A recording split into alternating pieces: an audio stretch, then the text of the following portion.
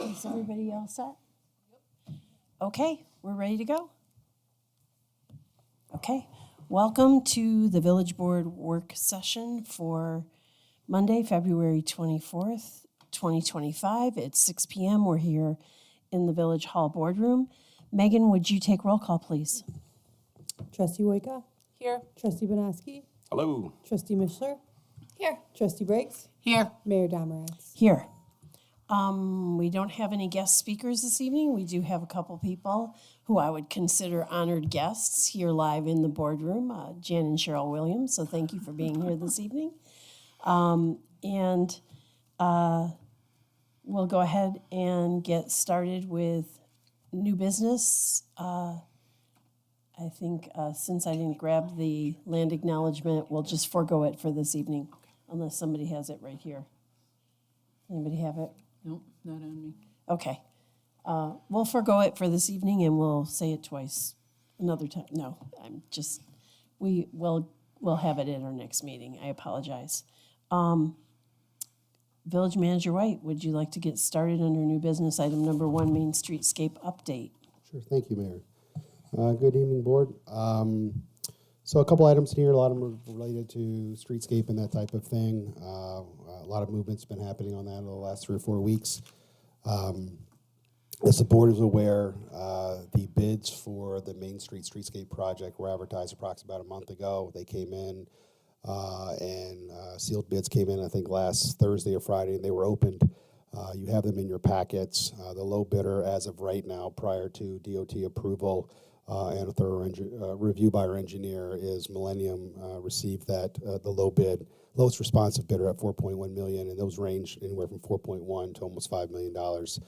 I think we were fairly happy with the result of the lowest bidder. We were anticipating about a $5 million project, as you're aware. By the time you do $4.1 million, you know there's going to be about $400,000 in addition to that that's required federal inspections due to the TAP grant certification for this project. And then you know you'll have $300,000 or $400,000 in other types of contingencies, add-ons, change orders, those types of things for a project like this. So we're right at that $5 million project that we were anticipating all along. We didn't want it to come in at $5 million plus, and then knowing we have these other types of $1 million worth of add-ons, which are going to happen anyway naturally through a project like this. There's going to be a lot of unknowns as the project pursues throughout the summer and you start to excavate and move things around. So we were fairly pleased with the competitiveness of the bids that we received. As of right now, generally you guys would normally take action on something like this tonight, where you would truly authorize the lowest bidder. You would name the lowest bidder tonight, authorize construction agreements. I'd probably have one prepared for you all done. In this scenario, DOT has requested 30 to 45 days to review and actually name the lowest bidder. It's a very challenging process because we're looking for an April-ish time start date. And it leaves the lowest bidder, or all bidders actually, because it comes out to the review where, you know, the lowest responsive bidder is not the most responsive bidder due to maybe there's a challenge in the bidding requirements or what they bid on or inequities in what they were looking at. It may go to the next one. Well, if that person's not being named or discussed with anyone, they may be looking for other types of work or reallocation or maybe pushing times back. So we're hoping DOT and our engineer does a quick and robust but quality review so we can get this done in a timely fashion, and we're hoping that's the case. So, sorry, Brian, real quick. Remind me when the bids opened on this again? I believe it was last Thursday or Friday, is that correct? Thursday? Okay, yeah, I thought the 20th, and I'm assuming that they're saying 45. Is that 45 calendar days or 45 business days? It's 45 days, regardless. It's a long time. Yeah, no, I'm just saying. I think it's 45 days is what they said for review. I mean, I did a thorough review over the weekend and over everything, and so did our engineer. So we're just waiting and hopeful, and we've verbalized this, the urgency to this to DOT representatives. So I hope they're going to take that to heart and try to expedite this so we can keep up with a pretty robust project schedule for the year. So the motion that's before you is really just saying, hey, it gives us and our engineers some bandwidth to. It says basically the board, regardless of the bidder that's going to be selected, is desirous of moving forward with this project and that type of thing. We're going to start having some preliminary conversations internally and with the proposed or prospective lowest bidder directly after this meeting and so forth, and start that process of mobilization, timing, what are you thinking, all those types of things. We want to set up a meeting with DOT reps and also Ramsey, which is the contractor that's going to be refurbishing the Thomas Creek Bridge on North Main Street. We heard back from them today. They did get their permit to start early from the DEC, so they're looking at a March 31st or April 1st, which is basically the same time frame start date for theirs. The initial schedules that they had were basically they come on site, they bring everything in on one day, get everything mobilized and ready to go. Then the next day they're putting up barricades and shutting it down for the project duration, which is a minimum of probably 120 days.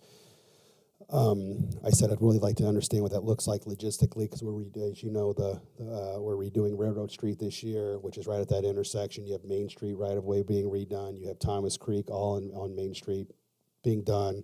What's mobilization like?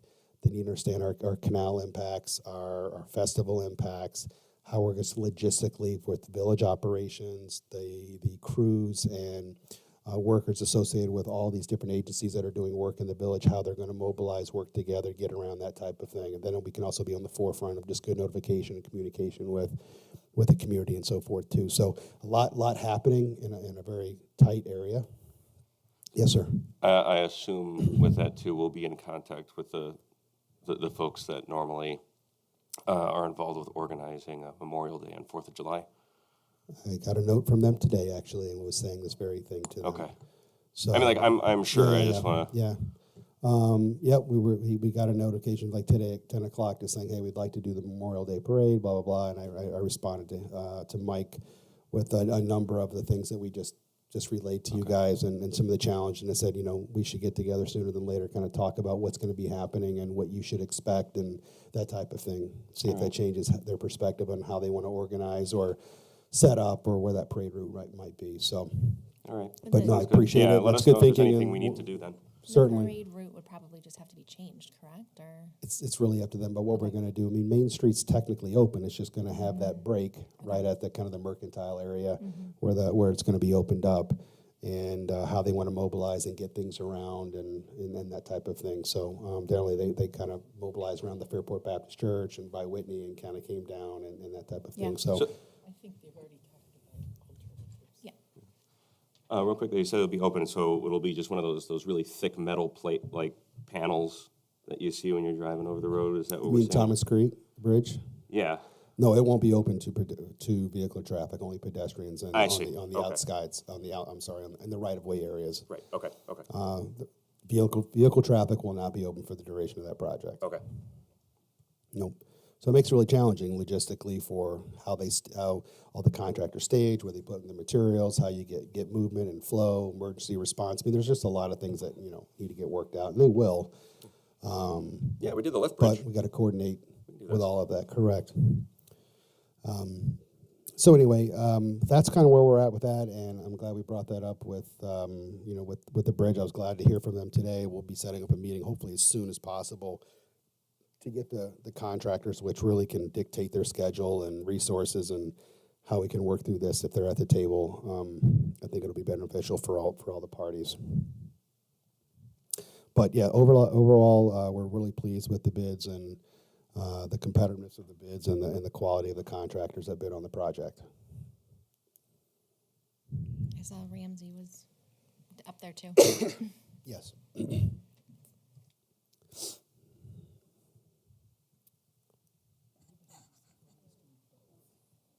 We wanted that, and we asked them to sharpen their pencil. Are there, I agree. are there any additional questions or comments for item number 1 for Main Streetscape? Just the update.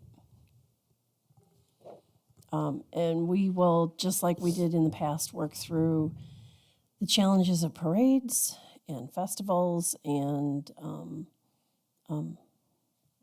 now that we are starting to actually get some feedback, because it's just, until today, it's been a big hole.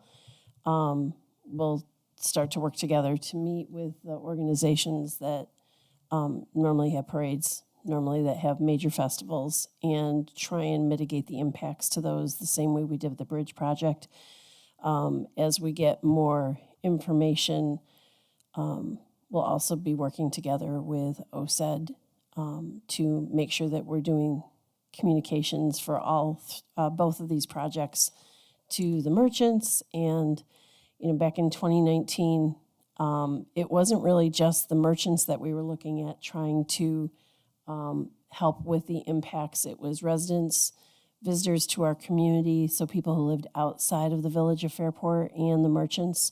So I think that we'll probably have to do a little bit of work all in that space together to make sure that we're getting our message out to everybody that the village of Fairport is still open, that yes, there are some challenges getting around on Main Street due to 2 different construction projects and maybe some other ones, but that we will still be open, and that we highly recommend parking your car and walking, because we will still be a walkable community. But we'll work on that. We'll work on that messaging. Okay. Then I'm going to move on to item number 2, which is a motion to recognize the lowest responsive bidder associated with the Main Street enhancement projects and to enter into a construction agreement with the lowest responsive bidder upon final approval and authorization as determined by the New York State Department of Transportation. Can I have a motion and a second, please? So moved. By trustee Wojtka, Second. by trustee Banowski. Do you want to? Yeah, Talk so about I this a know little this is a vague kind of motion, and it's intended that way. What I wanted to do is really just kind of make a nod to the contractors and the folks that bid on this, that, hey, we're interested in the project. The village can pursue good faith discussions and trying to kind of expedite this process and get it going. And then they know that we're serious as the entity, and we're not going to somehow, after a review, say, yeah, we're not going to do this project now and dismiss all the bids. So that's why this is kind of on there. I don't want the board authorizing a construction agreement for $4.5 million without seeing it. So the moment we've been notified of the lowest responsive bidder, right? And that's been vetted, we'll have a bona fide contract that will come before you that you'll authorize. Okay. But we want to get the process started, so that's why this is on there. We were trying to figure out, this as it came in very quickly, but how do we go about this when we found out that there was going to be somewhat of a lengthy review by some of the other parties. So we'll do this again with more detailed language when DOT. Right, with a okay. full bona fide Got it. contract Yep. and that type of thing, correct. Okay. Yep. But kind of we are, as you stated, Yeah. this isn't just something that we're going to turn around and say, oh, we're not going to do it.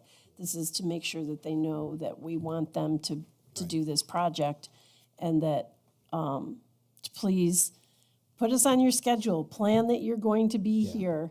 We're going to move forward with this and not lose this provider, because New York State DOT has said, let us look at this for a long Barring time. something significant that comes out of the review where the lowest responsive bidder, as it is on paper, did not bid on something accurately, Millennium should be able to get the contract. Any further questions? All in favor? Aye. Aye. Anyone opposed? That will be a unanimous vote on that one. Moving to item number 3, a motion to authorize supplemental agreement number 1 and between CPL and the Village of Fairport for additional design and engineering services associated with the Main Street enhancement project. Can I have a motion and a second, please? So moved. By trustee Banowski. Second, trustee Mishler. And I'll Sure. give you the microphone. So like anything, as the process went on, CPL, which is the designated engineers for this project that was vetted, their additional work and services had to be done for whether it be electric engineering associated with this project and other types of review and facilitation with DOT. They're requesting some additional money to be appropriated to the design contract. So we wanted to make sure we have to do it this way in order to we want to do a budget amendment, which is going to happen through the grant monies that we have. So certain monies will be taken from construction and transferred over to design. Not that it's costing any more or less in an effort to do this. So once this is authorized, we'll make sure that our engineer files the proper paperwork in order to do an amendment, moving funds around within the grant that we received. But it does require a legislative action to do that. And we've already, as I believe Megan let me know, we've already started to see some of the reimbursements We on have. this as we've been submitting bills, We have. which is a good We're thing. going to try to expedite those very, very quickly just for That's a cash good flow thing. purposes and everything else. We have a lot of grants out there, so, yeah. Okay. Any questions? Okay. All right. Go ahead. Please. Sorry, just real quick, if I understand, it's, supplement, okay. Sorry, just a thought occurred to me as you were That's talking, okay. I was reading through it, I may have answered my own question. Okay. Never mind, No problem. sorry. Are you all set? Okay. All in favor? Aye. Anyone opposed? That will pass unanimously. And will take us to item number 4, which is a motion to authorize supplemental agreement number 2 by and between CPL and the Village of Fairport for construction support and construction inspection services associated with the Main Street Enhancement Project. Can I have a motion and a second, please? So moved. By Trustee Whiteka. Trustee Woika, and, Second, Trustee Briggs. okay. And, would you Sure. like to describe So this? this is another supplement agreement where bona fide construction inspection and management services required under this grant. And there's a set daily rate for federal projects that have federal pass-through money to do this. I think it's around $1,800 or $1,900 a day. Just a construction inspection for this contract. So whereas if you're just pouring sidewalks or removing a tree or putting a sign, it requires an inspector to be there at all times. We're looking at close to about a $380,000 line item in order to do this. It's required, otherwise I would send Heidi out there to do it for some of this stuff and save some of the money. We can't do that. It's required, if you recall. So this is a federal TAP grant. When we did West Church Street, 4 or 5 years ago, and did the paving work for that, that was a federal pass-through grant through TIP instead of TAP, which is a Transportation Improvements Projects versus the Transportation Alternatives Projects. And under that same thing, even though there's just a simple mill and fill and repaving some sidewalks, it required a federal inspector the entire time they were out there doing that work. So it's a very costly appropriation that's required for the Guarantee grant. that it's getting done right and getting done to code and that there's not shoddy workmanship. That was 7 years ago, by the way. 7? Yeah, time 7 flies. years ago. Time flies. That you're using their money and making good quality stuff. Any further questions? The only one is, we anticipated using CPL the whole time, or is there like an open bid? I guess I'm just curious as to why now, like, we sign it now. They're here, they understand the agreement, the Okay. design, the engineering behind it. This is not a complicated project by any Right. stretch of the imagination. So if they're here, they already know what's going on, they know what the contractor needs to do, they understand what the outcome's supposed to be. It just made sense for them to do it. And they are one of the few that are already pre-registered and authorized to do Right. this work, so why not do that, right? Right. Yeah. Yeah, all that stuff, if you're doing federal work, you have to be registered. You have to register. Yeah. Right. With federal, okay. Yep. All right. Anything else? No, it was really just more of a clarification on Sure. process. You know, I didn't know, Sure. just learning. Okay. Anything at this end? All set. Okay. All set. Okay. All in favor? Aye. Aye. Anyone opposed? That will be a unanimous vote as well. Which takes us to item number 5, special event continued discussions. I'll let you take over that. Sure.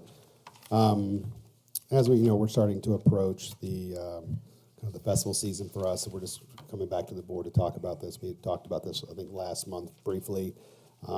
This is nothing new or fancy. It's an application for a special event. So basically, it provides a process for applicants that are interested in holding some type of event in the village to document the needs and the impacts associated with their event, so that we can do a proper review, which is a good thing. And I think it's easier for the board to kind of have everything in front of them when they're authorizing these types of events. Anyway, it's a good document.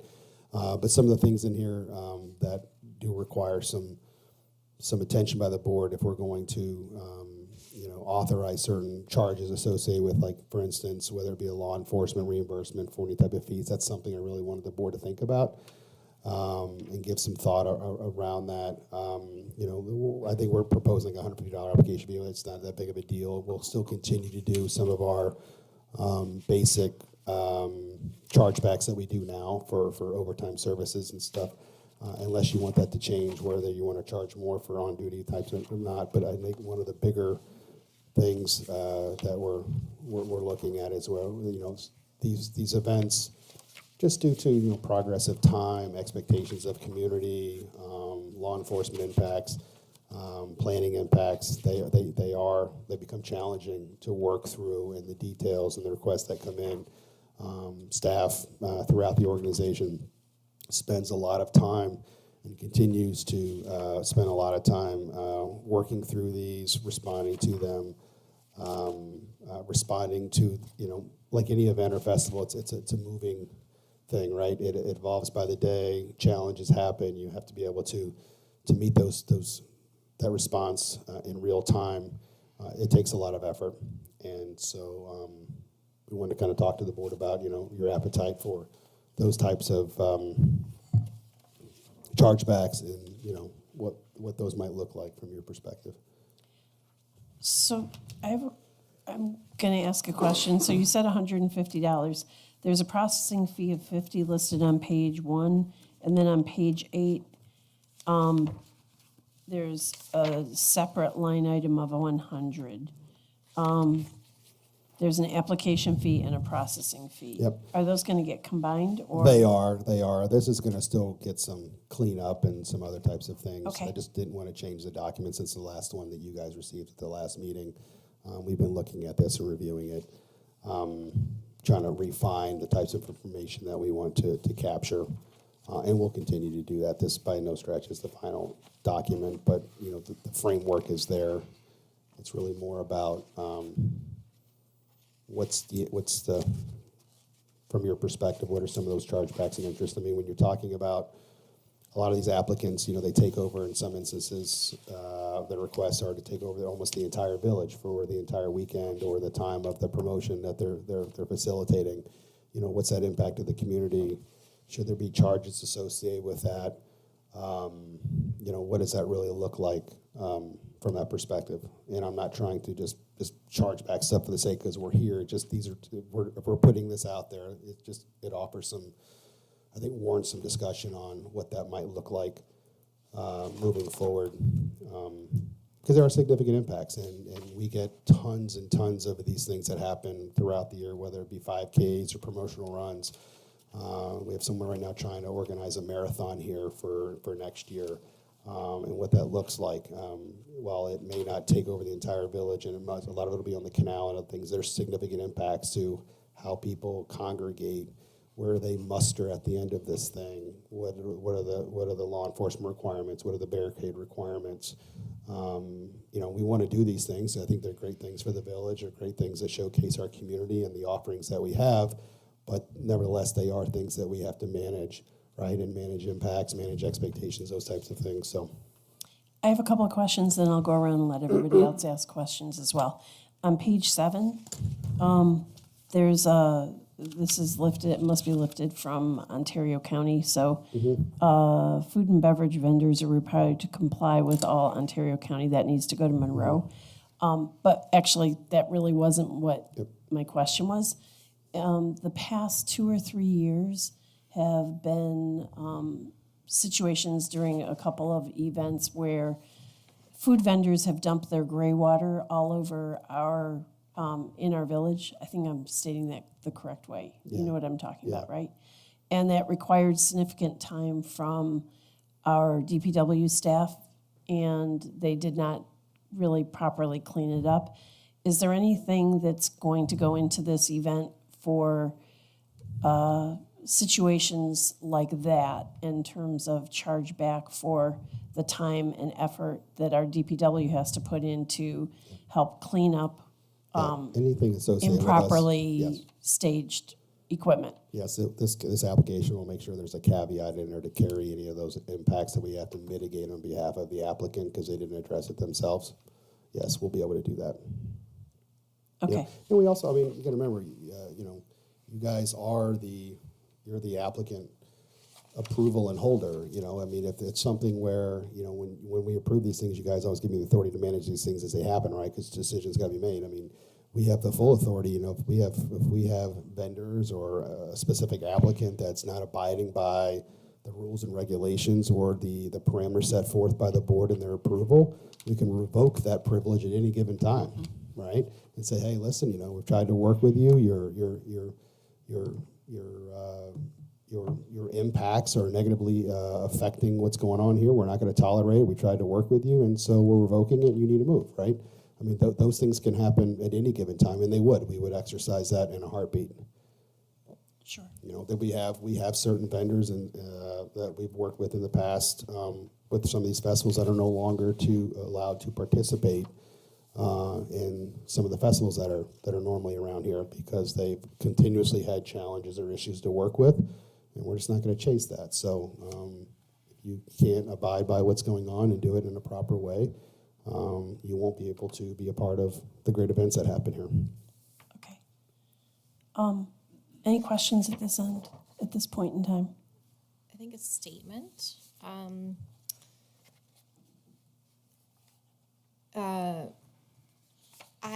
First of all, I appreciate putting a process in place. I think that the process will.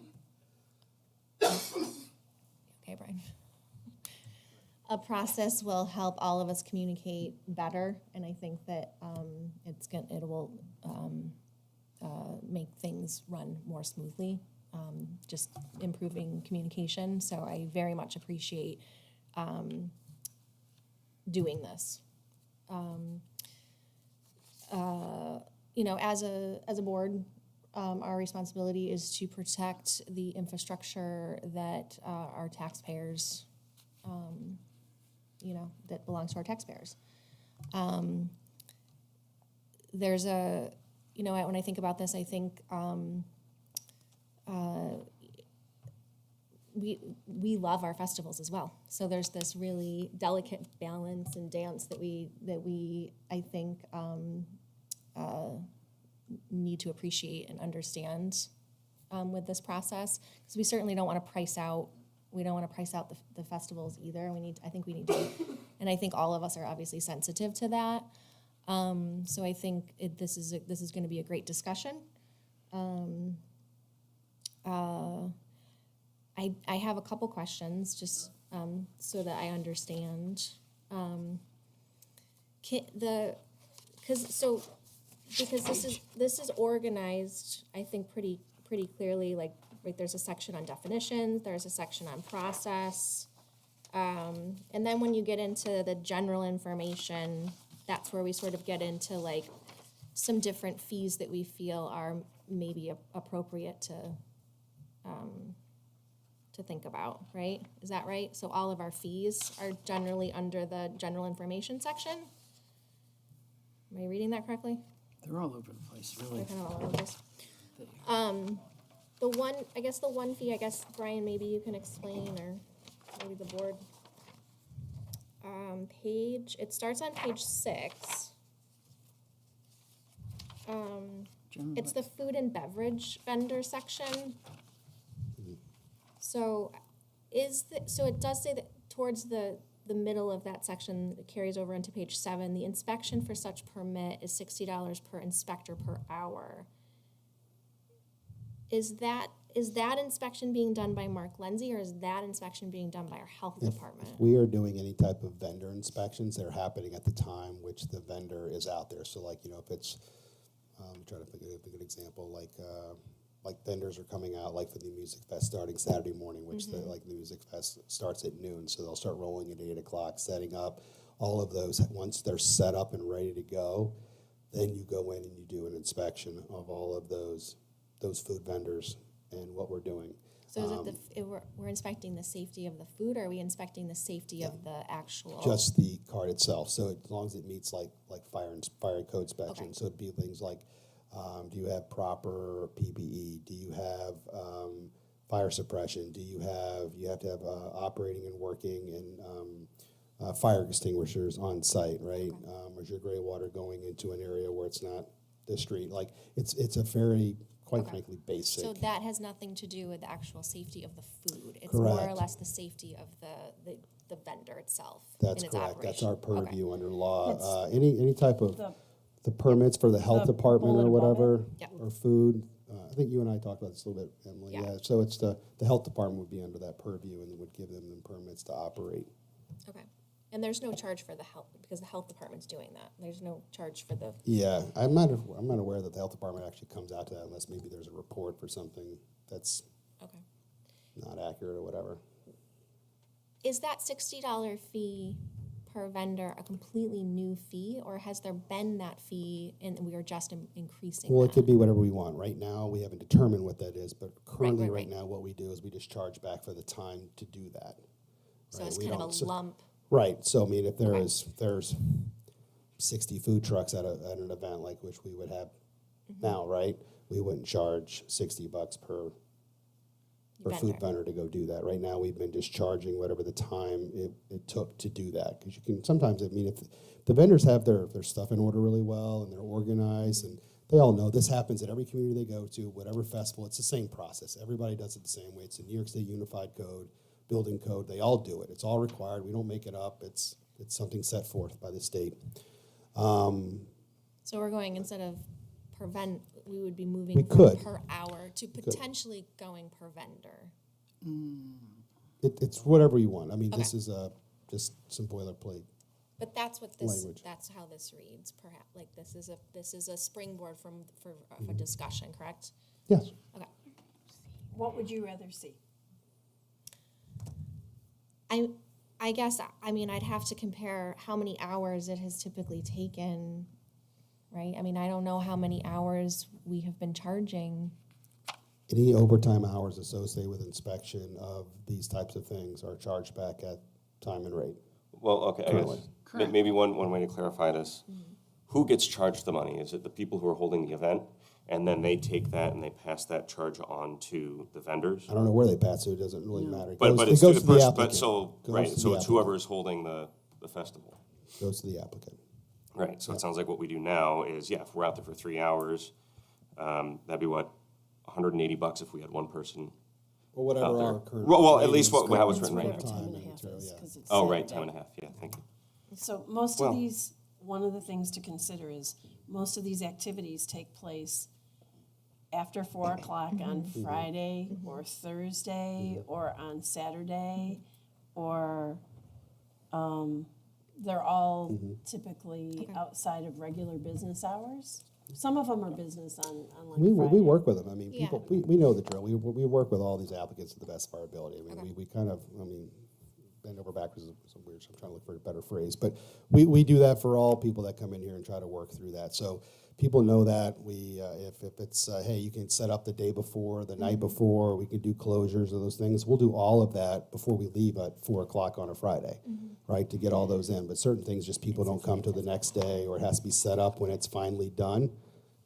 Then we do that. You know, there's times when, you know, certain applicants don't have their vendor list has been provided to us, and we're chasing people around, or the vendors, maybe there's a couple food vendors that are running an hour late, so we're standing around waiting for those folks to come in, right? I mean, that happens sometimes. I mean, even times where, you know, it happens all the time. It's just normal. The fire extinguisher's not working, or they're missing something, you know, we'll try to hunt them down a fire extinguisher, or they can work with a partner food vendor that's on site. Hey, you got an extra this or an extra that I can get through the inspection with real quick. And those things happen all the time, and we work through them, and it generally isn't too big of an issue. Okay. and it looks like for signs, there's not necessarily a charge unless the signs are not removed in a timely fashion. So the way signage works right now is the board has authorized 2 places in the village in order to put up signage associated with any type of event, right? We Fairport do Brewing, something at right? Fairport Brewing and then do something at the railing at Village Inn. If you guys wanted that to change, you can always do that, but it's done that way for a lot of reasons. So you don't have signage just littered all over your right of way, all over the place. It's uncontrollable. We've had that happen with other events, and it becomes a significant thing to manage and take So care of and that- clean up. That did happen in the past, Yeah. and the event was on a Sunday, and they were told, one, not to tape signs to our electric poles or light poles. They were told not to staple anything, and that was done. And then there were stakes that were all in the tree lawns with signs throughout the village that on Monday morning, I came in and I said, guess what? Look what we have outside. And so our staff had to go out and remove all of the signs that were left there by the particular organizer. And I'm guessing that this is an attempt to make sure that that doesn't happen again in the future. You know, I wish we had a better way of going about it. I mean, if we had some, because we do so many of these, because you want signage could be a very nice thing to do to notify, hey, there's a great event coming up in 2 weeks. You know, as you drive through the village or something, you see that, you get prepped for it, you get excited about it. That looks really professional and very, I'd say, you know, very uniform no matter what we're doing, right? It's always in the same location or the same type of thing. And we have those parameters. I mean, we have them, but we're gonna be putting on, you know, our welcome signage that comes into the village, but it's small, it's de minimis, it doesn't really get the message like, you know, something really great. I would love to do something where, you know, Main Street's highly controlled by DOT, but, you know, and they're not a big fan of putting signs over the roadway, whether you cable them up across by 2 signs or whatever. You would think that'd be something, if we could do it and get it high enough, it would be a favorable thing. They're just not big on having signs that go across a major thoroughfare. If height issues, something happens, it drags, it falls, liability purposes, those type of things. Because I think if we could have a place that we do it and we build some really nice, cool stanchions or something that stay up that really look nice, and then we just, you know, every time you want to do an event that's the board authorizes here that's worthy of something like that, you know, the spec sheet that we give you, your sign has to be, you know, 20 feet long by 4 feet wide or whatever, and you build to that standard, and we'll install it, right? Once we finally not get our new permitted. streetlights, there can be guidelines for the size of banners, and they could get banners Oh, for that all would their hang poles. from the streetlights. They would have to get approved, but you could give them guidelines and say, here are the banners that, here's what you can use for, it's just another idea. No, it's fine, it's just all those things, but there's a significant cost to those installations, so those would have to be borne by, I'm just thinking, the of, yeah, applicant, yeah. I get it. I think it's fine, but yeah, it's a process, yeah.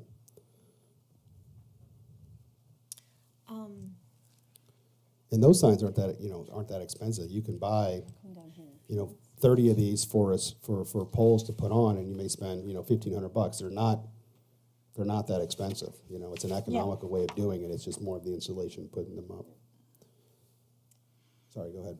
So before I'm gonna reach down there or not, turn down here and say, do you guys have questions? I just wanted to go back to the question about the vendor. Do you have a preference about I think how that the we charge per hour back? makes perfect sense. Okay, seems- it versus seems- yeah. per, That was crazy, sorry. That was so a charge That was back nuts. to, a charge back to the organizer on a per hourly basis. And that's currently what they're used to and budgeted for. I That's not, I don't know. I That's think accurate, That's right. Trustee Briggs. okay. Would you, I mean, so these things take resources whether they're on duty or they're doing it on overtime. Is it the position that the board only charges back for work on overtime hours or on duty hours? I guess that's a great question. I'm just asking. So We're here. what- Let's no, talk about I it. definitely- thought Yep. about it. I definitely think that we should be charging back for overtime hours. For sure. Um, I guess that's it. We're thinking about what are the responsibilities of our code enforcement when he's here on the job? A lot. Well, I guess I mean, would, yes. I guess I would say Mr. you've Lindsay, done. I appreciate everything you do. I don't mean to. Oh, yeah. Well, let's say you did an addition onto your house. You're wrapping it up. You want Mark to come out and give the sign off on it. Is there a fee associated with that? Yes. There we go. Then I think we just charge for it. Because whether it's residential or commercial, we'd be charging a fee for him to come out and inspect. If you're doing work on your house, that was that. So how about if we put in there an hourly rate basis for, or a standard fee, maybe smaller than that hourly rate of, yeah, I don't think, consider what the hourly rate would be to charge a fee, just like what Adam was talking about, the fee that, to sign off on an inspection during the business hours. And then the overtime rate would be the charges when it's overtime work. How do people on the board feel about that? And can the applicant choose at which time this might take place? So, it could be obviously a cost savings to them if they were to choose to have it done during work hours. I would tell you that they go out every year and they're like, hopefully they'll show up before 4 o'clock on Friday afternoon. Yeah, But most likely they will show up after 4 o'clock on Friday afternoon.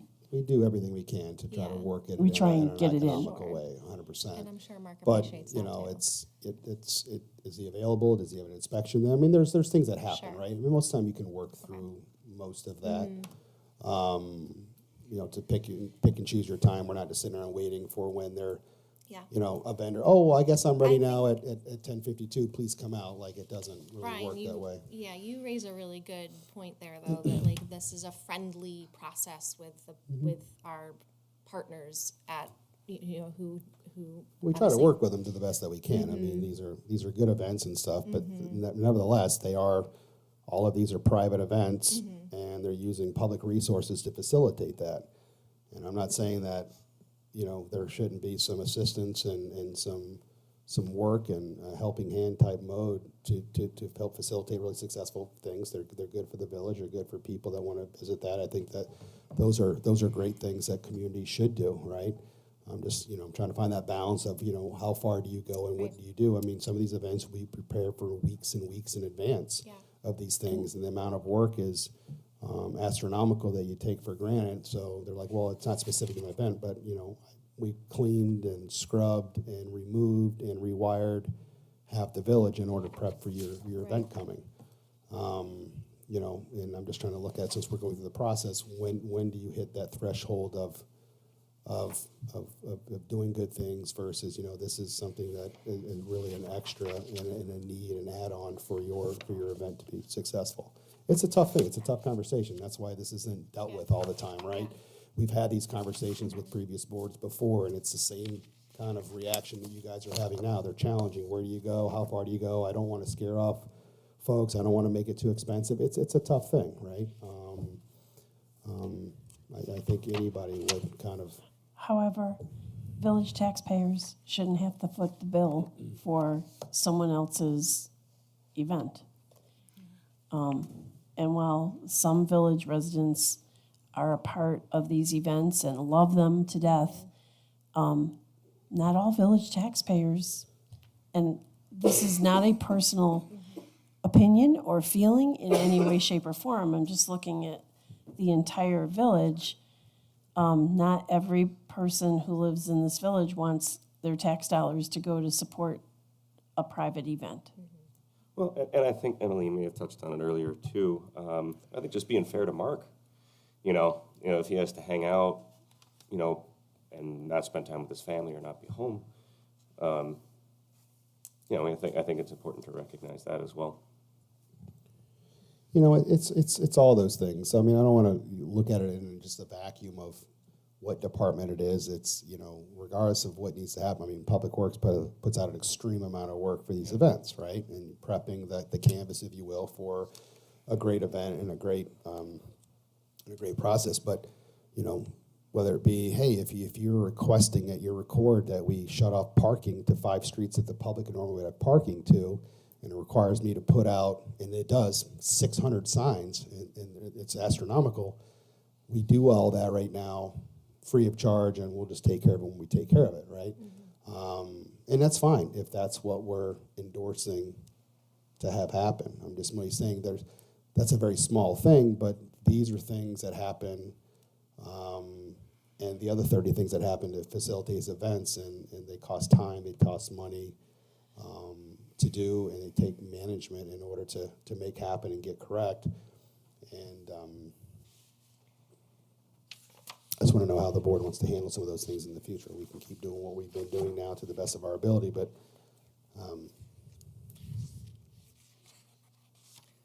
Okay, I'm and gonna I come think down. go ahead. Sorry. I was just gonna switch directions. We'll make sure that everybody has a chance to ask questions, but I was gonna come to this end. Heidi, do you have some questions? I don't have a ton of questions. I do agree with Adam regarding a standard fee for time that our staff is dedicating to the work that they're doing outside of their typical responsibilities. Like the example of going out, you would have to pay for someone to come out to do the inspection. I agree that that is something that should be taken care of. Also charging for the overtime hours or outside of business hours thing. I think that is a fair ask, considering the volume of work that DPW, inspection, PD, I think that is a fair ask, considering the amount of work that goes into and the amount of preparation that goes into getting a lot of these things off the ground and making sure that the slate is clean and ready to go. My question is, I know at some point we had talked about the repair from metal stakes in the ground from tents. I didn't see that in here. Is that something that we want to add? Well, we have a tent permit right now that covers Okay. that and how it works with an application fee. But yeah, we had discussed earlier, you know, is that a practice moving forward that the board wants to continue doing? It's my recommendation, and I think I speak on behalf of most staff members here, that, you know, penetrating 200 or 300, 400 stakes into a public parking lot to facilitate an event for a weekend is it's challenging, and it does a lot of damage to the infrastructure and the dangers that it could pose to hitting a primary or a sanitary sewer main that goes through said lots. I think the risk is too great, and I just think that if it was your own parking lot and your own infrastructure, you would never permit that to happen, right? And I understand that, you know, it facilitates, you know, a great event and those types of things. And, you know, the tent's required for, you know, getting a very large group and people to come in and facilitate that. But does it have to be done that way? Can it be done with other types of ways to secure a tent into a facility? I think that's worth looking into, and maybe requiring that of applicants that want to do things like that, you know, because it's not even a question on the private lots when there's events like that happening and there's really, really big tents up. All of them are ballasted, right, because they're private lots, and the private parking lot owner is not going to permit that type of destruction on a private lot. It shouldn't be done on a public lot as well.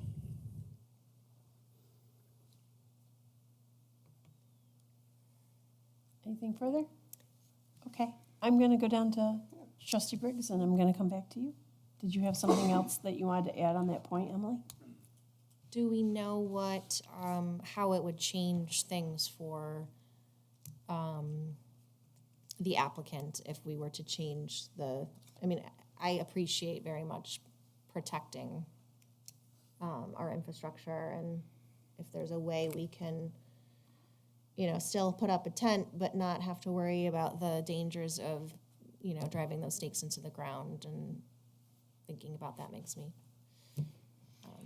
I can piggyback on that. Before you put any tent up, the tent requires a dig safety inspection. So things like hitting a line or anything else is eliminated. So they go through and they know those lots. So before even McCarthy's will put up a tent, they do a safety inspection of the area to avoid these problems ever happening. So it's not something that at random, oh, they might hit something. There's a process in place that the tent people already use to avoid that. Again, For them, or another event that happened in the village a few years ago, the person was not supposed to put a tent up. They went ahead and did it themselves anyway and drove stakes into a parking lot. So error, right, you're saying errors can In a happen. public lot? Errors can happen. Pardon me? Yes, but It was a public lot. yes, our tent permit requires a stakeout to be done prior to issuance, so you can make sure. But, those things, in the end of the day, are, they give you this is where we think the line is, and you have, 2 feet on either side of like your margin of error, right? And then these things go in, and they're very, very close to that margin. I mean, in my opinion, it's very close to call.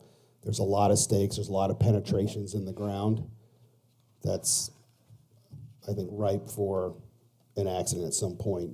Some of these stakes don't go in perfectly straight. They go in at an angle. They hit boulders. I mean, there's just a lot of things. And it just seems like a lot of damage that our DPW would be repairing after the fact.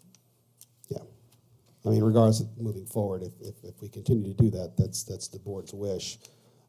Just whatever the true cost is to that repair work, that'll be borne by the applicant. Right now, it's a very subsidized fee, I think of like $300, but it does not cover the cost of the repair work associated with that. It's $350 per stake. No, per tent.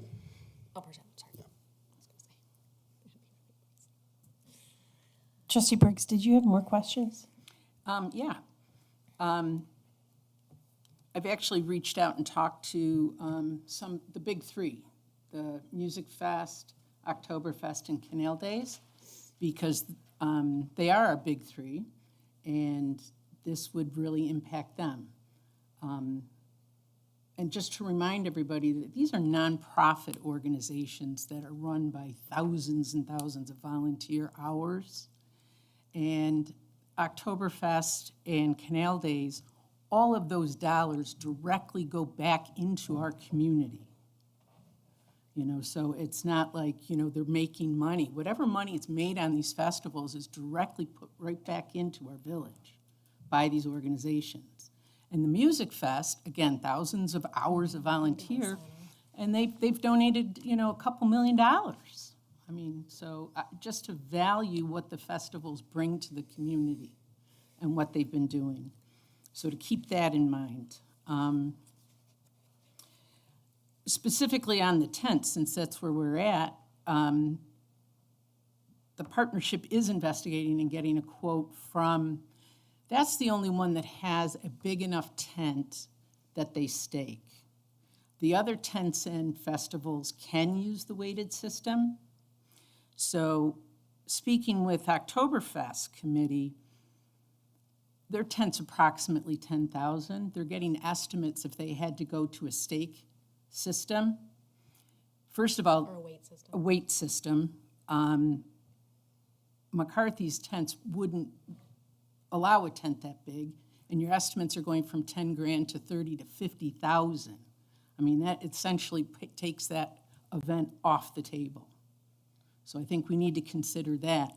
I would consider also, if the fee to repair it is, can we come up with a true estimate to repair it? You mentioned last time that the $350 doesn't cover the cost. Can we get an estimate as to what the cost would be for when they're budgeting? Because they can't possibly do 50 to, 1,000 for a tent. But if your fee goes up to a true value of $1,800 to repair, then I think that's something that we should have as an option, because there's not a lot of the festivals that would need a tent that big. So, tent. Brian, would we would hire that out, correct? DPW is not gonna fix the damage from the Correct. stake, okay. Well, you should have a pretty good idea of what's been spent in prior years. I don't know it off the top of my head. Oh, I don't Yeah, expect you yeah, to, yeah. but it's We'll- something we'll we know could something, research. yeah. Yeah, Correct, yeah. okay, that would be great. And it's probably in the ballpark you just mentioned, $1,500, $2,000, somewhere around there. However, will the long-term wear and tear of having stakes driven into the parking lot require that the parking lot get repaved? I mean, sure. I mean, you're putting 400 penetrations into a paved area. I mean, we all know once any pavement is broken or there's a water main break or whatever, it's never the same again. But I mean, that's you're weighing the benefit of the festival and what's going on there. I think into that scenario. Is there an application fee now for the tents? Yes. And that fee would stay the same? Because the tent permit and the banner permit isn't included here. They're separate right now. That's correct. Is there any way we could put all this information in We the can same have it all in the place? same thing. Sure. Okay, Or so- reference it.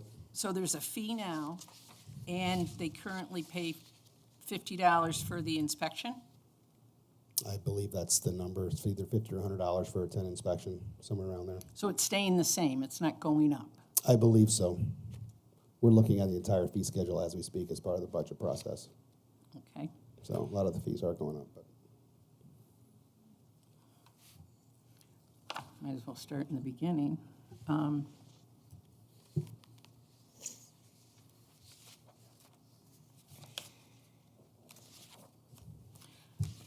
Is the minimum of 45 days, is that still in the same that we use in our application now? it's not a hard and fast date. People come in last minute. Things happen. As long as that flexibility is still there. There's flexibility. I mean, we're trying to put something where we don't get something thrown in our lap at the last minute. Oh, We're trying to absolutely. facilitate these things. It becomes a challenge, and sometimes that happens, and we're trying to chase things around. So we're trying to put something on spelling there. everything out, I Yeah. think, is good. It's hard, yeah. Yeah, and consolidating. That's what DOT asked for.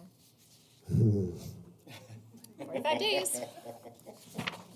Because right now, on page 2, it's like the activity that's planned and attached, like the site plan, business plan, and all maps and things. At least the big 3 do that now, right? So that's not an additional thing. They provide fairly detailed. Sometimes. Sometimes. Sometimes it's last minute, sometimes it's the day of. The problem we've been having is a lot of the big 3, I mean, like anything, they go on for a long time. You start to get a little cavalier in your approach and expectations and what's going on. Every year the demands get more and more, and it's not like it's a hit on them. It's just, the nature of these events have grown drastically from where they started to what they are today. And that's a good thing. But it requires more time, more planning, more resources. I mean, I just reached out to Canal Days the other day, and we got together a lot earlier last year, and it worked out well because there were just things that you think, oh my God, I mean, it's almost like hitting the reset button again and play. We should be able just to move on with this thing, and it's like we got the playbook already, and it's always moving, right? It's always some new variable or obstacle. I mean, look at this year, the challenges that we're going to get to hopefully facilitate all of these events with all the other types of infrastructure work and things and logistical things that are going to have to happen. So, and we'll make it happen. We always do. But I think the question is at what cost? There's a time commitment to it. So special equipment. Talking to the big 3, it's like they do a communications meeting that they feel is very, very helpful and would love to continue to have that communications meeting, an ongoing communication, and then like a separate one with Chief Barnes. I guess when I saw specifics, barrels, barricades, fencing, all of this, why is that all spelled out? I mean, So like we if- understand exactly what they want, what they're asking for. But at the communications meeting, wouldn't that help be defined? Or is there a fee associated with each one of these? We didn't have any fees associated with that, but we're asking you, what are you requesting from the village as far as resources and assets? And a lot of times We would that's need to a know that. last Right minute. now, it's word of mouth. Oh, don't you remember I asked you last week in the parking lot that we needed 5 barricades delivered over here? Like, we're just trying to put it all in an area. These are I'm the just yeah. asking, okay. So that's why it's there. So that's why it's listed. So if you're requesting certain things or needs, or street closures or whatever, we want to make sure we understand what that is and it's documented. Well, it's just like, I know, like, so it says like quantity and things like that. It could be, yes, we want, barricades here. If you have 4, use 4. If you have 6 and they're available, whatever is Well, I necessary. think it just allows it allows our DPW and everyone else who is part of the planning to plan their time as well. It's not like all the last minute things, like if you have all these things like on deck, like if you had them like off to the side or wherever it is, like a staging area for all the equipment, it allows DPW staff or whoever is doing the work to just be like, okay, well, here, this stuff is here, it's all ready to go, we have this ready, so when we need it moved, we can move it right now. I mean, kind of thing. remember, this is And something these that, forms are not just used by these big 3. If these forms get used by this is people for any who are single person who doing, wants to do an event here. I want to do a block party. The DPW needs to know in advance how many barricades they're going to need and where they need to be placed. And part of this process is, this is like the very first thing. Hey, you're an applicant, you have a desire to do something here. Tell us what it is. Tell us what's going on. Tell what your needs are. Tell us what your expectations are. What's your preliminary plan to do this? We're going to meet with them anyway. These details will be massaged out further. Okay. Maybe it's something where you don't need 20 barricades and you thought you did. I mean, how would they know, right? So we'll talk about that. Or it's something, hey, based on the kind of the footprint that you're looking at and the types of and the quantity of, I think, people that are guests that are going to come into this thing, we're going to tell you that you probably need to shut off this street or do this or provide security here, and it's going to require certain assets to go with that, right? And we can amend and move these things around. It's a working document. Okay. I think it also helps to know the background that every year there is a security meeting, and every year there is a different security firm that's working these events. And that's a challenge in and of itself for our police department to try and get some coordination with whomever is the security firm that's supporting different events. And then there's other police activities that go beyond that meeting that our team here coordinates. So I'm jumping over talking about police, but there's other things that happen that the public doesn't see, and perhaps the event planner doesn't see, that help promote a secure environment for what's going on in the village when we have these events. I think we need to be aware that there's many agencies involved. I was going to say that the some of the events do require, or they bring in their own security. Do we currently charge back any of the coordinating with Chief Barnes? We do not currently. Now, I have heard this, and I don't know anything about it, but I think I've heard Chief Barnes say that we're part of like a cooperating service and that all the communities help each other out with these events. Can you explain to me how that works?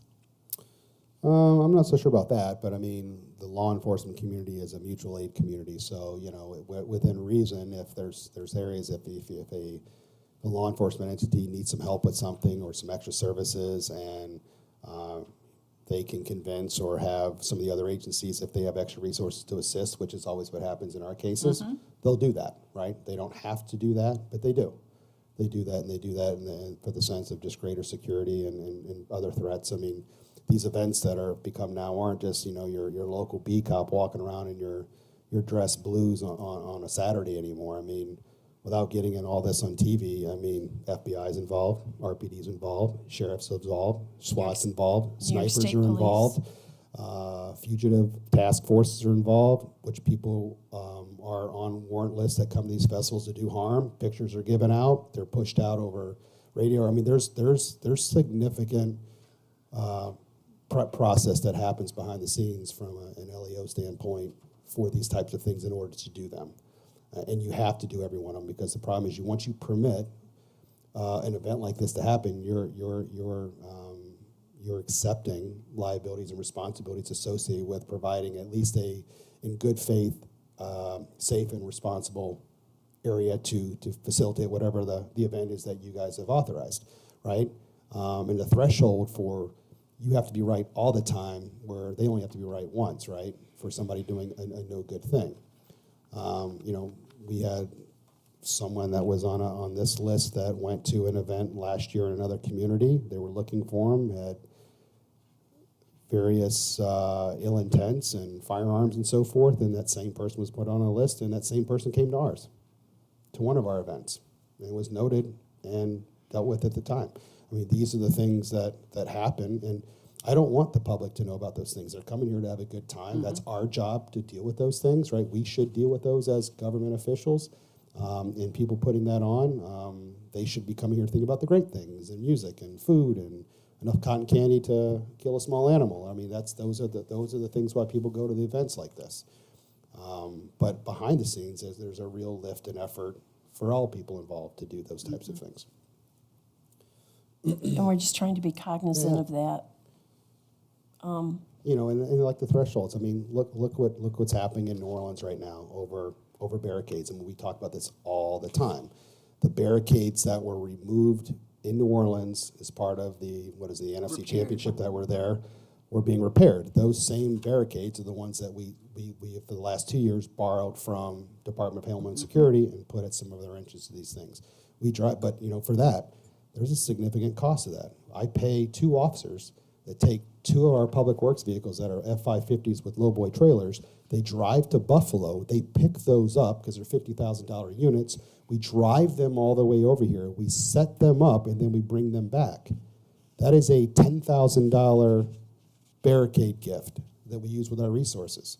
And we're doing that for their event. The days of putting up a yellow cone that says Public Works, do not come in here, are over. That's what I'm getting at with some of this stuff. And it's not meant to be harsh or whatever. That's just the reality of what we're forced with now, and the expectation to almost guard from every little thing that might happen. It's an unrealistic expectation, but you're almost forced to do it by public perception and those types of things. But I can't imagine not utilizing those now. And it might be something we invest in the future, but you got to look at how many times you're going to use them. What's the deployable thing? You can't just invest on them for 3 people that do festivals here all the time. You know, what's really the need and so forth associated with that. So it's challenging. We've talked about them. They're being talked about right now during our budget process about what we do and how we do it. It's a tough thing. We want to be able to do these things and do it right, but trying to find that common ground between, do you do overkill? And just because something's offered doesn't mean you have to do it. But you want to make sure that you're doing at least reasonable things with reasonable expectations of, in good faith, that you tried your best to stop the majority of folks that may want to do crazy things. I mean, even last year, we had somebody drive around the barricades and just drive into the right-of-way, into the yard. Like, how do you stop that? I mean, at some point, how do you stop those things, right? And it doesn't mean that you should shut down and never take risks and do fun things like this, right? But I think there's always got to be some inherent thing that you take on certain, I guess, risks when you participate in public events like this. And that's okay.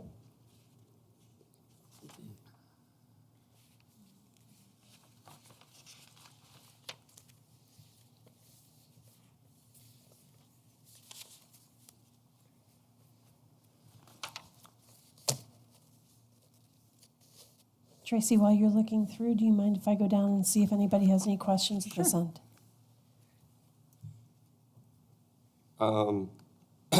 I appreciated the talk about actually what the magnitude of the cost would be to some of the vendors. I think that's helpful for us to keep in mind as we're going through this, because like we've all established, you know, we're trying to strike that right balance between encouraging these community events, making sure everybody has fun, bringing people into the village, but also, you know, being realistic about what costs are. Like you said, you know, we're not just putting cones out anymore and it's like a little stick in them that says, don't come down here. So that was interesting to know about the tents. One thing that kind of maybe crossed my mind is as we were going through page 3 here, maybe one way to just show that the items on there up for discussion, you could even just create, like, do you anticipate, like an anticipated? Yes, do you have a quantity anticipated? That way you can at least have that conversation and people don't feel stressed out that they have to figure out what all the numbers are. But that's just a little. Yeah, they're not going to know. I'll be honest with you. I mean, half the time we get an application. It doesn't matter if it's for the big three or for Right. just various things that happen all the time. We've gotten so good at this that we end up planning their events half the time for them. Like, this is what's going to happen. This would probably be Yeah. a better avenue for you to look at. You may want to consider X, Y, and Z. I mean, it happens all the time organically, and we're glad to do it within reason, right? You know, you may want to do that. In years past, we've tried this. It becomes a challenge, or this might be really expensive. Why don't you do that? Yeah. That happens more time than actually it doesn't, right? We really get in there, and I have 9 people that have been working on these types of things for a long time. And these things organically happen, and we end up working out a good process for the applicant, what works for us and for them, and that's good. That's good. Yeah. Yeah, I guess, yeah, I just want to make sure. I know we're all having a discussion. Sure. Thought popped into my head. One thing that, and I'm not anticipating that we have an answer for this one tonight, but in terms of whatever fee structure we end up settling on, I'd be curious to know if, from a management standpoint, there are certain things where, like, if I could just get people to do this and this other stuff would be much less expensive for me to do, and we might be able to fine tune the fee structure to encourage that to make things easier for you, right? So I can't think of what those are. It's like, hey, if we know you're doing this and this fee goes away. Maybe that's even talking about vendors and having pushback on vendors to show up at a certain time. If you come before 4 o'clock, it's going to cost the organization X dollars. If you come after 4 o'clock or on Saturday and then want to get inspected, it's going to cost you XX dollars event. So push back on your people. Make them show up at the time that's going to be least expensive for you. You know, that could be in your In our interest. in your applications to show up for this event. Like, I know Canal Days has in their application that if you come, and you're a part of this event, you have to be here all weekend long, whether it's raining or not. There can be other things in there that you have to be here by X time to get inspected, food vendor. Otherwise, there's going to be an extra charge that you're going to have to pay to try and encourage better behavior, or to encourage not better behavior, but the behavior that we're looking for. Yeah. Yeah, and I thought of something like that. One of the things we'd want to continue to talk, though, is that might mean we see a lot of folks wanting to set up on a Friday from like 3 to 5. And maybe we're okay with that, but just trying to think how the dominoes I fall. think Brian has to look at the resources Well, of right, what yeah. we have available. Yeah, That's what I I'm mean, saying. I'm not people- anticipating an people answer sign to up that when tonight. they can. You try not to limit the use of public spaces when it's not really needed yet. You know, Right. some of these events now are really becoming long events, so you know they're taking over. I mean, you guys are giving up public parking spaces or public parking lots 3 days before event just to mobilize. Right, that's happening now, and you know, just the process of closing a public parking lot is a complicated thing. Bars close at 2 o'clock. I give you to 3 o'clock to leave. Then we start towing you. Well, we don't want to be mean. So then I go look you up on the database to see where you live. Then I call your wife and your cell phone to see how many times I can call you before I actually tow you, because I want to be the nice guy and I recognize that you have Fairport. Like, these things happen every single event when we work these things out. And they're not talked about. They're not discussed. And that's We'll okay. continue.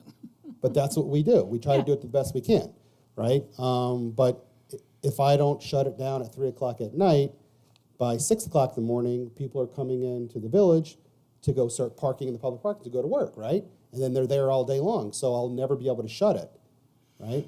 Or I also close the lot and I got six Toyotas sitting in there, and we can't mobilize the tents or the food vendors to start setting up for the weekend because cars are sitting there randomly throughout the lot, right?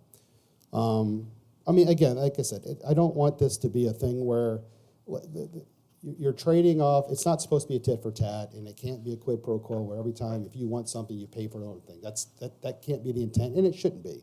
I think it's wonderful that we provide a beautiful environment to do really great things, right? I'm just trying to find some balances, and I'm trying to relay to you folks that, you know, the days of just running these little mom and pop craft little event things are far gone. They require a lot of time, a lot of resources, a lot of planning, and a lot of facilitation, and a lot of babysitting and catch-up, right?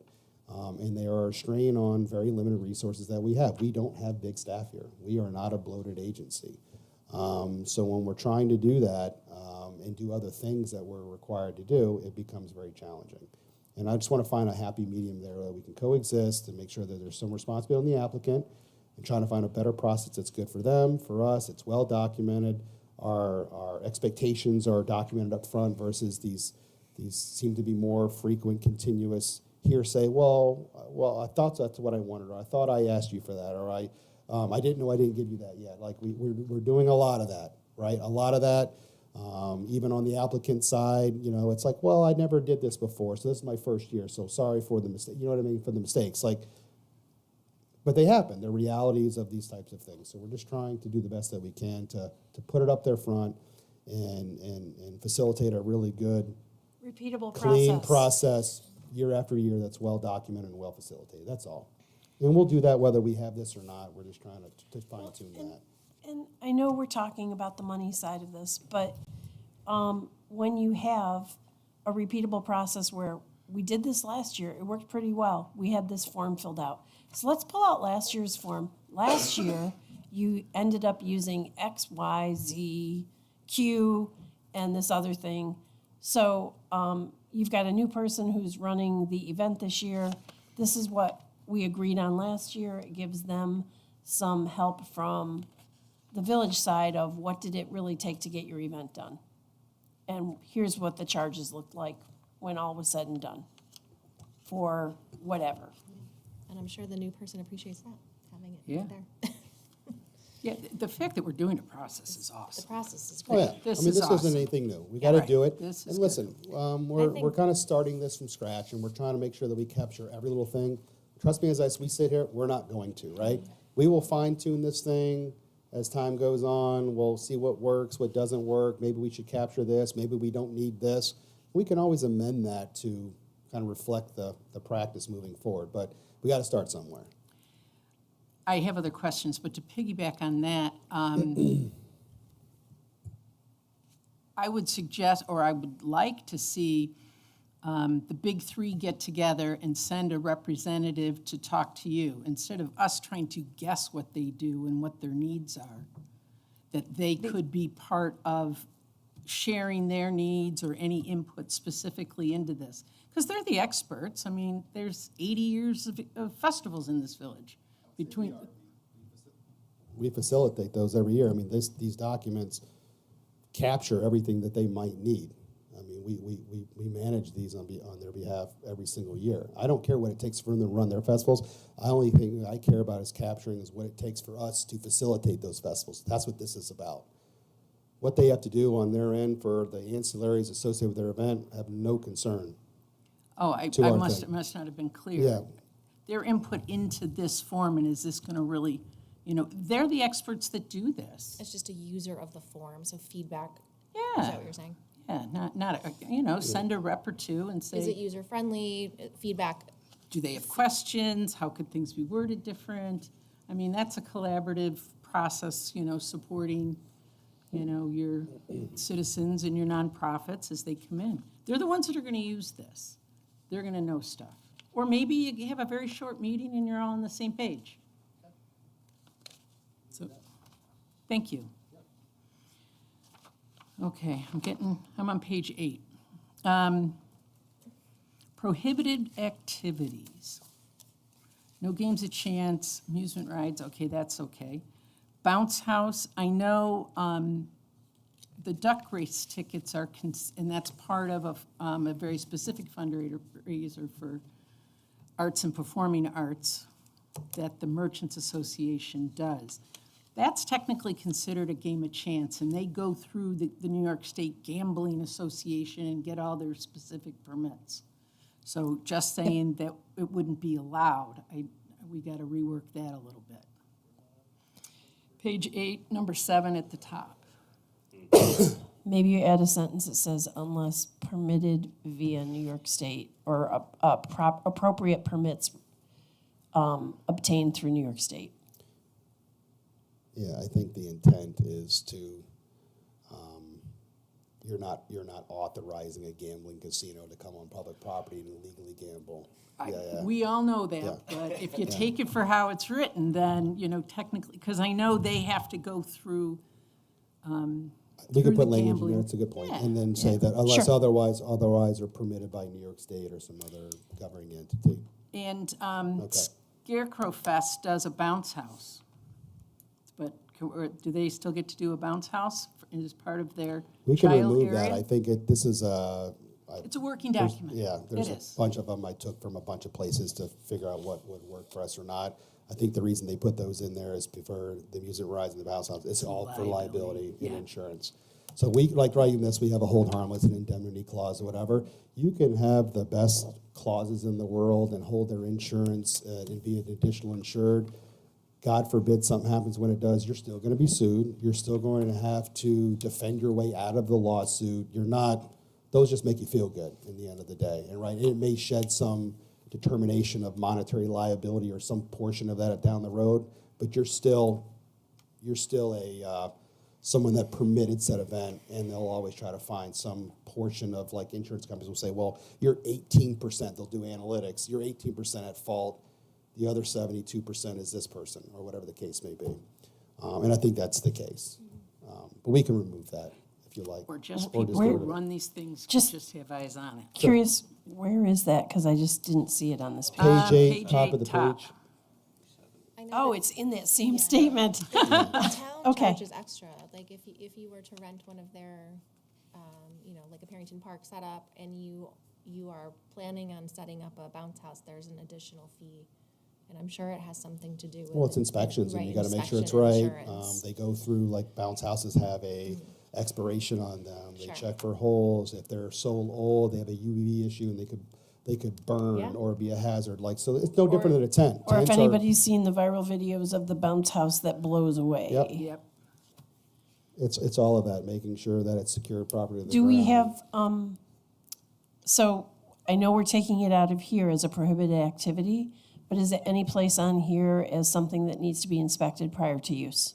It would be, because it's considered a temporary structure, I believe. I can go through that with code Okay, enforcement. can we and just talk make about sure that it shows up Certainly. someplace else that it has to be inspected? Certainly. We really want to make sure. That way we're covered that at least it's been inspected. Yes. I don't want us to be on a viral video. And this is, you can still run a bounce house for your kids' party in your backyard, right? Yeah. That has nothing to do with us. I mean, we put one up for our event this summer. Remember that? We did that Yeah. for the kids, and we put it Was up it and staked it inspected? down. Of course We did it do was. it. Of We course did it inspect was. it, and Mark met the vendor out there, and they Before weighted 4 it o'clock. and everything. Before 4 o'clock. I remember, I don't know if you recall that, we were sitting in our management team meeting, but I was like, well, this is what code enforcement officers do, so they always look from the lens of just like the worst thing that could ever happen is what's gonna happen. And it's like, well, this thing's gonna blow away, and how are they really gonna do it, and how are we gonna secure it? Like, I'm like, Mark, it's a bounce house, just let the kids bounce, right? But that's the lens they look at from, and I understand that. And there's a reason I'm we like them and hire know. them. It's fine. Okay, I'm getting down. The downtown business improvement district, what exactly is that? It's We not, don't it's have just one. verbiage that needs to come out. It doesn't, All right, it's 'cause not I was gonna associated with us. So everybody would, and this is where you get to the application fee. So right now, is there an application fee at all? No, because we don't have an application that people have been using. All right, so right now, it's $30, and that's gonna go up to 50, I would, and then another 100. I would recommend a $150 application fee. So this is where I was talking at the beginning that this was back here, Still a 100. deal. And It's that all- yeah. this is 50 up Yeah. in the Just front. combine it, right? that combine This it has and been put it up at the modified front. already, and again, I didn't want to give you a whole nother Homework. application, and then all of a sudden you're like, well, Brian, I'm looking at page 6, but your page 6 isn't my page 6 anymore, and I tried to avoid that, so, So Okay, this would move to the front page. yeah, we'll move that. the replacement fee.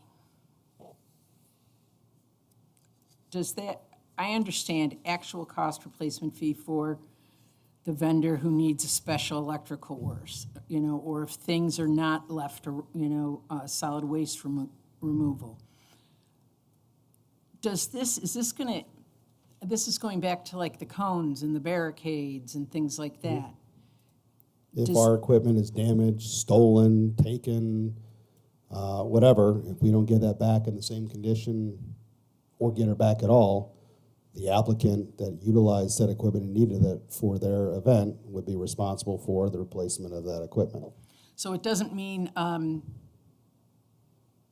it's like when you rent a car, they do an inspection of everything, so everybody agrees on, these are scratches and dents, and that was already Half the ones they dented. miss, yep.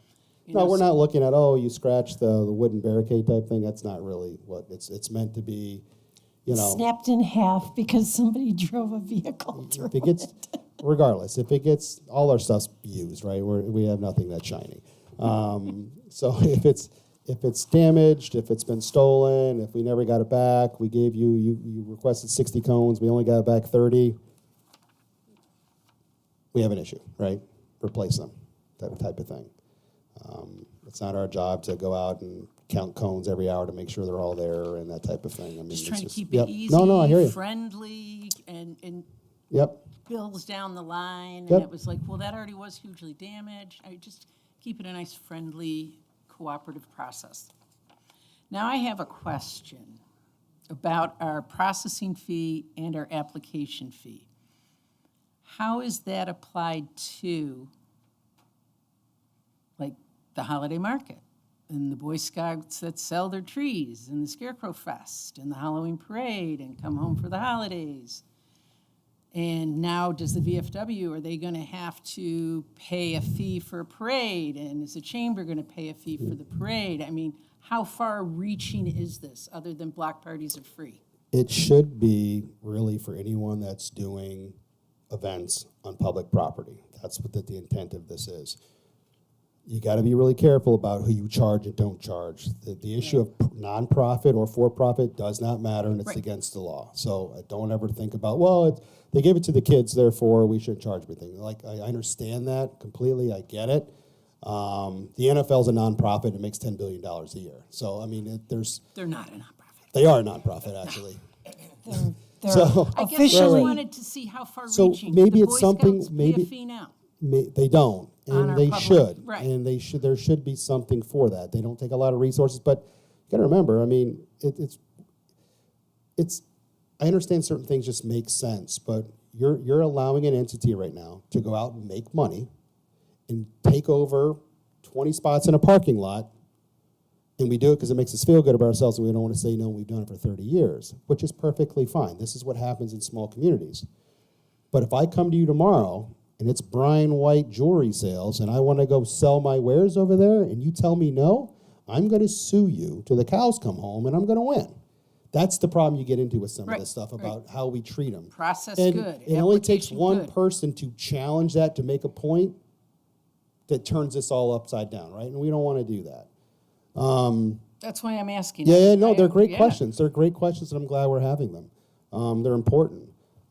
Yes, I want them to have it. I think things like if it's going to like a community parade and someone's facilitating a Memorial Day parade or a 4th of July parade on your behalf and you want to call that somehow, we can come up with some language or whatever, or even outline them in here. Like, this is a kind of a village-sponsored event. We permit this. We want this to happen. These are parades that are good for us. They're not. It's not like you're having a committee coming in to start a run or whatever. Maybe there are no fees associated with something like that, and we help facilitate that within reason on your behalf, and we outline that ahead of time, right? But we can't, if we don't at least outline some of that now, or at least talk about some of that stuff, you can't just sit here and say, well, that sounds pretty good, so therefore I'm not going to do it. And I wish you could have that discretion, but somebody Yep. just that has an axe to grind is going to take you to task on it, and it's going to be a problem down the road, right? You can't waive fees for certain people and not others because this one's a really good one, and this one makes a lot of money, and it's only going to pay their event or their organization, and this one goes to Children's College. You can't make that differentiation. Right, fair, I- Yeah, you consistent, have to. repeatable. And I Who get does the it apply difference. to? Yep, I get the Is difference. that going to be a fee? Well, you guys are going to have to mull it over a Yeah, little yeah, bit we more. will, we will. yeah, just- so But these are good I want questions, to and touch on this they've always because been a challenge. I'm like, well, should we charge a fee for parades? But on the other hand, it requires our police department to get mutual aid. They shut down the road. They have to put up the no parking signs on a bunch Barricades, of areas. cones. So I'm like, well, yeah, there are expenses. We have to clean the street afterwards because it's You know, full but of maybe candy. it's something right now as we're talking about this, and we can define this. I mean, I think a lot of the stuff's fairly 90% of the time in the year we have a lot of similar things outside of just new people coming and doing things. It's like, hey, this policy shall associate. At least we can use the application, but this policy outside of fees for associated with administration of this shall not apply to the Memorial Day Parade, the Veterans Day Parade, the 4th of July Parade, something like that. And we outline that ahead of time. That way you understand what it is, whether you'd want to have these types of parades, whether we're facilitating it or you have a third party facilitating it, you're still having it done and you're endorsing that or sponsoring that, whatever verbiage you want to use. And I can check with Corp Counsel to see what's the proper way to verbalize that where it's the right way. And I think those are right things. I don't think we should be trying to have a Memorial Day parade and charging for every float and car and everything that comes through here and stuff like that. I mean, I think that's really challenging. I don't think that's not the intent behind this. We just want to make sure that we capture that or someone doesn't take us to task because of that and somehow being treated unfair based on other events Those are great things, consistent, having a policy that. Okay, this is only for a special event on public property. We can't control what's on private property. There's some discussion on whether we can inspect tents on private property. Mark's looking into that now and how that all works. But the board only has purview over their own public property and jurisdictions. Because I know there's organization that do events, but they're on private property.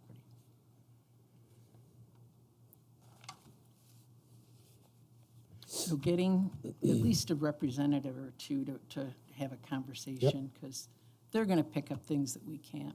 Sure. More questions, or do you think you're at about the end for right now? For right now. This Okay. is our first So- round at it. Yeah. So, Brian, what do you want? Are we good for questions down here? Okay. So, what should our process be? Do you want to go back and have the time to kind of clean up with some of the things that we talked about tonight, and then We've maybe cleaned get up a some lot of this feedback? already. We'll go back and through the notes and make sure we try to address some of the comments that you guys made, and I appreciate you guys diving in. These are hard conversations to have, and they're really challenging. I mean, there's no such thing as, trying to find something or facilitate something that catches every scenario that's going to come through. It's just not going to happen, right? And we'll learn from it and keep massaging this to make it work for what we need it to work for. So, and no one wants to make these calls, and they're challenging, and I get it. Do you want to bring this back?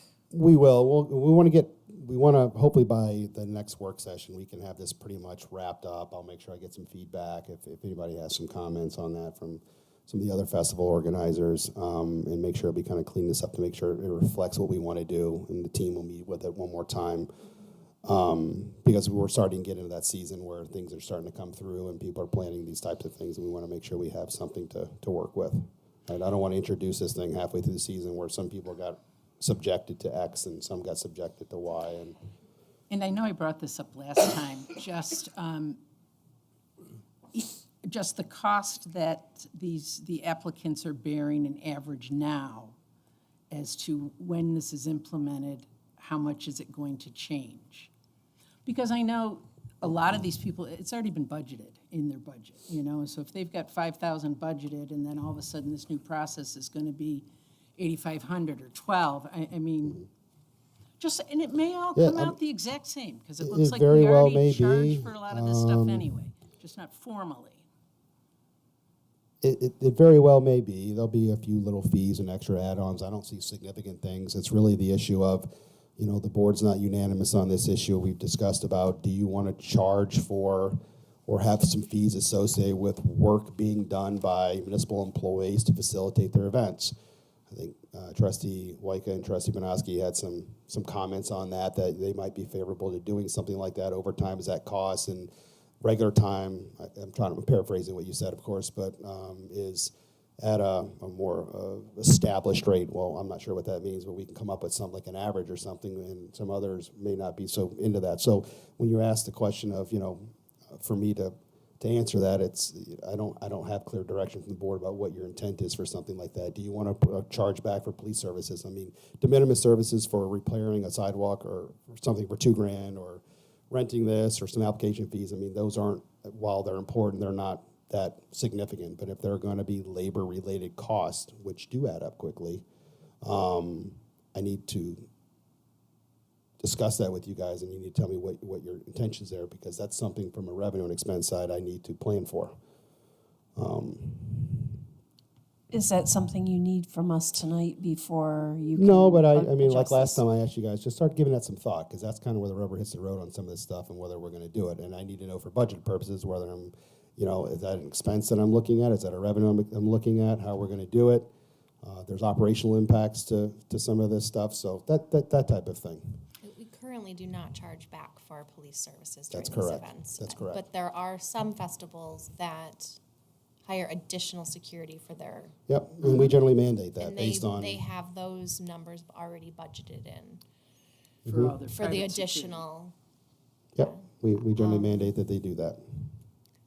And we go through that security plan with Just them. kind of thinking off the top of my head, I don't know if this is a real, thought through comment, but I mean, we as taxpayers pay a lot of money to have our police department currently, so if, just something to think about if we're. I think Sorry, what? I'm sorry. Were you saying that we should be As- charging back, or?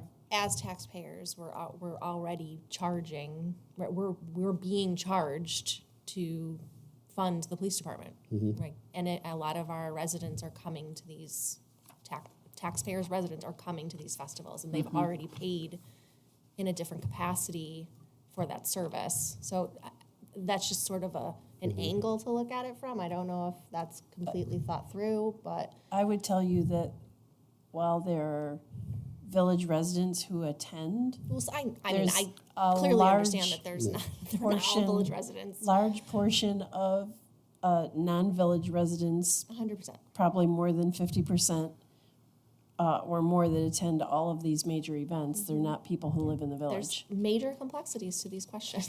We don't have 200,000 people that live in the village, Correct. So of course they're coming on in. So I hear your point. Just a point, just that's what comes to mind. I think that what I've seen over the last 6 years or so with all of these events, while the larger events plan for a security force, there's a lot of work that happens on behalf of our village police department that occurs outside of regular work, and the requirements of their regular position to help facilitate the security, and then to also be on site. Because even though there's security, it requires multiple police agencies to be here for the large events, above and beyond the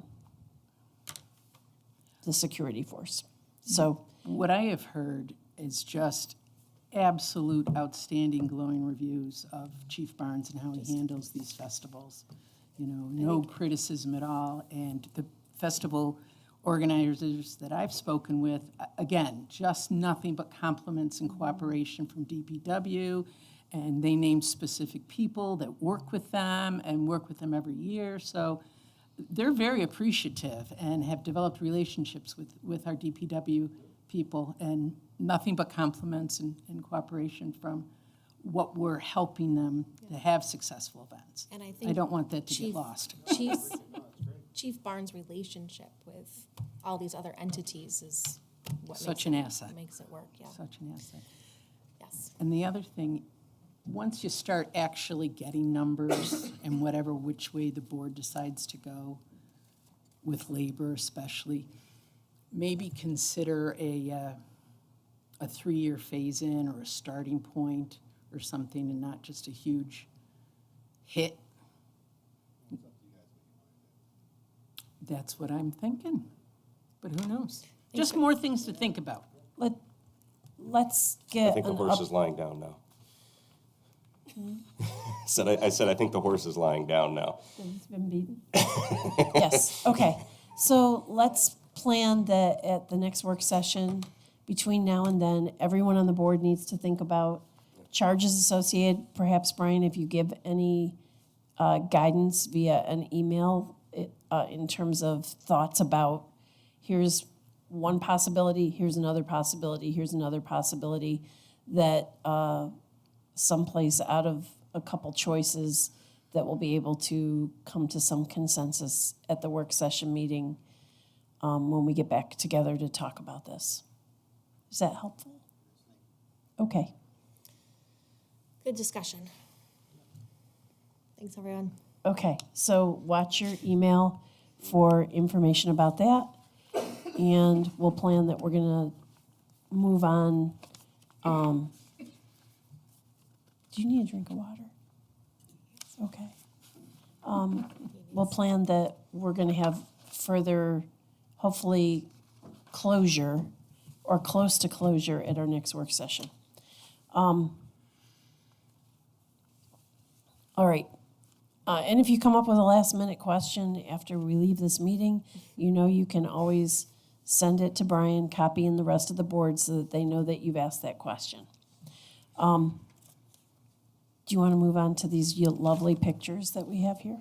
That was just for your amusement. Over the weekend, I'd send you guys a note on just some of the stuff or so. So, I mean, all of you, I don't have to, those are just for grammatical effect. If you've driven on West Church Street, Drama. your teeth have chattered. So, what it really comes down to is I blew were, my tire out. It completely popped. I had to have my car. oh, you know, Church did you I put really it, did you did. put a false claim in?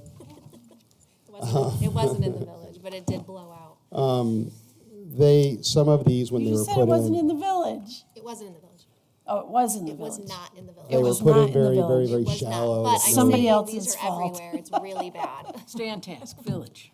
with no structural support. So we want to take, we're not going to do them all. You'd be there all day, but we're going to take our 5 or 10 worst and kind of chip away at this. It's challenging because they need to be done, and the water intrusion's causing a lot of problems outside of just that manhole area without in the roadway. But in addition to that, you know, with all the work that's going to be done on Main Street, routing traffic around, which West Church Street will become a thoroughfare just due to Main Street being closed on the north side. You know, to go do them all at the same time, it would be a 3-month process of one-way traffic, and we don't want to do that. So we're going to try to mitigate this a little bit, get in and get out in a couple of weeks, do some of the worst ones, and then we'll keep chipping away at it as time goes on. But this year, there's just going to be a lot of construction and things going on in the village, and trying to work through all these and kind of keep traffic flows is the goal. So, Brian, can I throw one more thing at you? do I have a choice? But we're talking about teeth chattering, the railroad tracks. That's the leveling next those. topic Call that I was going to CSX. bring I up. mean, they don't even respond to me. And you, I know you and I talked about this the yeah, other day. yeah. So this is a CSX issue. It's all of it needs to be repaired. It's not just the tracks, it's the pads that it goes on, it's the approaches of asphalt going to it. I It's will, a mess. I will. Contact our federal official. I'll copy you all in. So great. I'll reach out to our and, contact again and see what's going on. I'll Maybe let we can get Brian them to do some that more work while they're approach. doing And then the streetscape. barricades too we talked about contact on the Senator railroad Schumer's tracks. office. How, any progress on that, That was April. That was right? The, all of the their barricades. facilitation Or to not the barricades, provide but the, that to us.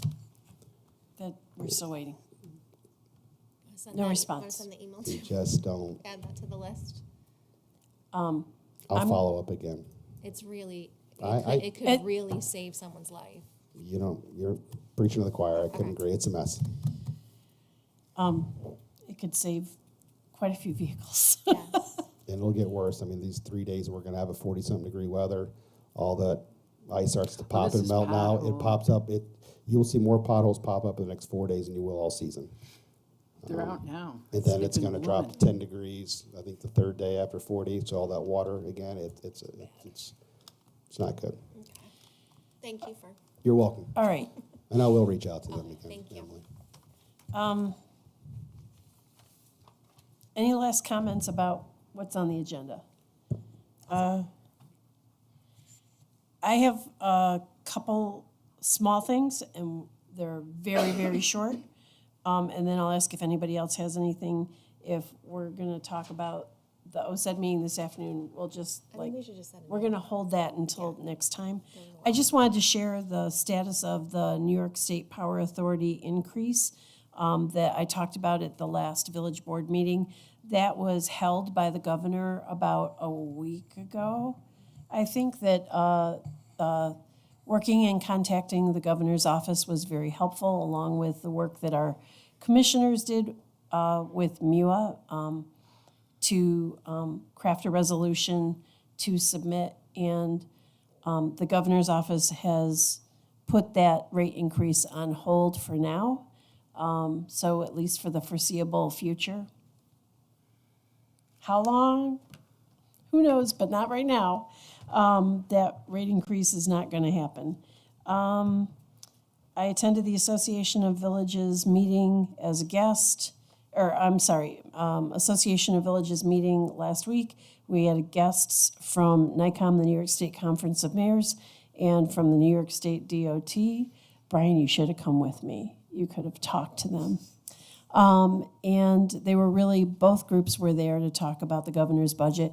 I'm only going to bring up one thing that I brought up this afternoon that was in the, you should all have a copy of the salmon sheet, which is the highlights of the governor's agenda, which is the fact that one of the items is a hold on LLCs and equity firms on purchasing single-family or two-family housing in across the state, that there's a 75-day.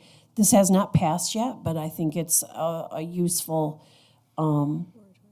tool. It's a moratorium or a pause that an LLC or an equity firm cannot purchase single-family home or a two-family home until at least after 75 days on the market, so that it makes it more a bigger opening for for actual families or individuals to purchase property versus companies buying it and then turning it into short-term rentals or controlling the marketplace. So I really hope that that gets passed.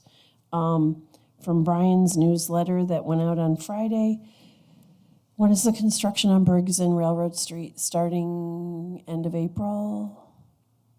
We'd like to get them to start sometime in April or May. Okay, so mid-April. Yep. You already covered Thomas Creek Replacement Bridge. I think that's all I have. Currently, the state of the village, town, and school district, I think, is going to happen in mid-May. It usually happens in April or towards the end of March, but I think it's getting pushed out to mid-May. Probably not because of me. I have just one thing before we. Sure. Go ahead, trustee. We are looking for a new student representative.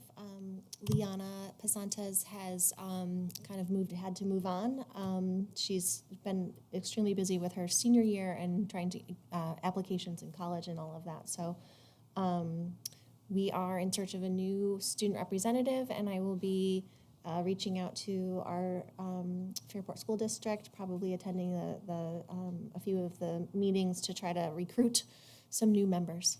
If anybody knows anyone who's interested in learning about local government, you do not have to live in the village of Fairport, but you do need to live in the town of Perrington or the Fairport School District. And we appreciate Liana's time, her short time here, but it was good having her. Yes, we so appreciate her being here. I think the Absolutely. mayor sent out something for the Association of Villages dinner. I think, what is that, Saturday, April 5th? Is the rest of the board Yes. thinking about going to that? I'll put it on my calendar and go, but I want to make sure everybody's going. I said I'd go.